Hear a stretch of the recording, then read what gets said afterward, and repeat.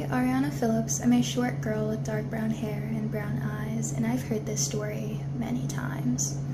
I don't know what time, day, or year it is. All I know is that the sun is out and I'm getting ready for dance class.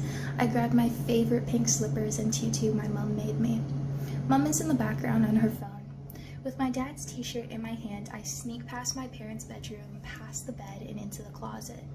I steal my dad's shirts all the time, but he doesn't like it, always asking where the shirt he wore last Friday went. I quickly switched the shirts with one that smelled more like him and ran out to make sure my mom didn't see me. As I put on my new shirt, my mom calls me from the front door telling me it's time to go. We get there and I walk in behind Mr. D, watching him take off his fedora as his fluorescent scarf flows behind him like a moth to light, watching each big step he takes. I try to walk around him unnoticed when Aaliyah takes my hand to her room.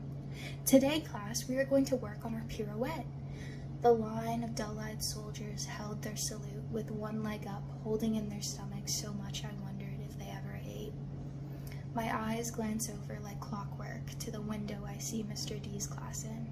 I think to myself, what bad dancers they are, with their knees bent and stomach out, silly outfits with baggy shirts and low-rise shorts.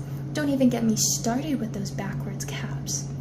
As I analyzed them from head to toe, only one question lingered. What do they have to be so happy about? Maybe they were laughing at themselves? But before I gave it any more thought, Aaliyah's finger snaps refocused my attention. At the end of the period, I went to the washroom and put on my dad's shirt and started practicing. I think to myself as I replay everything my little mind could grasp from that window. Knees bent, stomach out.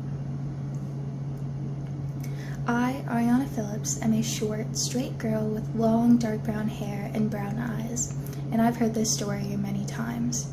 It's the first day of middle school, and first period I have gym. Okay, class, let's put you into groups. Boys on this side and girls on that side. I quickly get myself out of the girls' change room and past the cluster of students.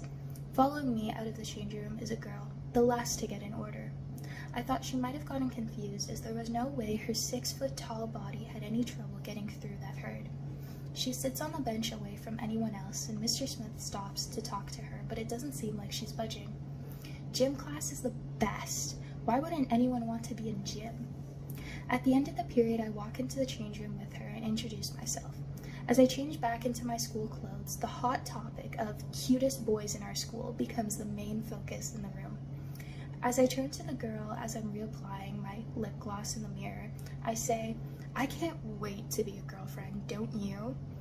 Yeah, I'd be a great boyfriend. I, Ariana Phillips, am a short girl with dark brown hair and brown eyes, and I've heard this story many times. It's the end of 8th grade, watching graduation awards live on YouTube. As I'm congratulating everyone in the comments, my art teacher walks on screen. Beyond producing engaging works that demonstrate technical prowess, this student has begun to express works that inspire and advocate for social justice, for those of us in our community who feel marginalized and underrepresented.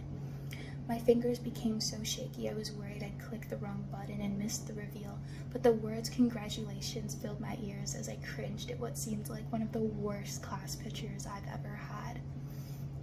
I, Ariana Phillips, am a short, non-labeled, feminine-representing person with brown eyes and hair that changes before I'd be able to fit it into one category, quite like myself as a whole. To societal standards, I am a straight, biracial woman and child of divorce. But society is stupid. Labels are made to be a distraction, so people forget what their real problems are. Discrimination isn't the absence of equality, but your incapacity to witness its presence. Mini-me would tell me something stupid, like maybe like the moon, I must go through phases of emptiness to feel full again. But Mini-me didn't know what the real world was like. Mini-me believed in the good even if everything else told me the opposite.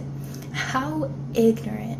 Does it fuel your ego to be so above someone like me, to belong somewhere with people like you, as you watch me pushed from stereotype to stereotype? What broad shoulders you have, Ariana. What tall body you have, Ariana. What short body you have, Ariana. I get pushed from every angle. I have nowhere to go but in. Small. You make me feel small. After school last week, as I was leaving art class, I passed by my English room. I gave my rant for the day as I do to many teachers I see in the halls. I guess complaining became my way of small talk. Lacrosse was my small talk of the day. Stupid misogyny, stupid men, why this, why that? Every time I'm bothered by a subject, I feel like I go on a whole rant instead of just a simple answer. I was expecting just a simple, yeah, I feel for you, but what I heard definitely got my brain spinning. Well, you're telling your story. Story? I have a story? What is my story? As I walked out the doors with a puzzled face, I looked up at the sky. It was a forget-me-not blue.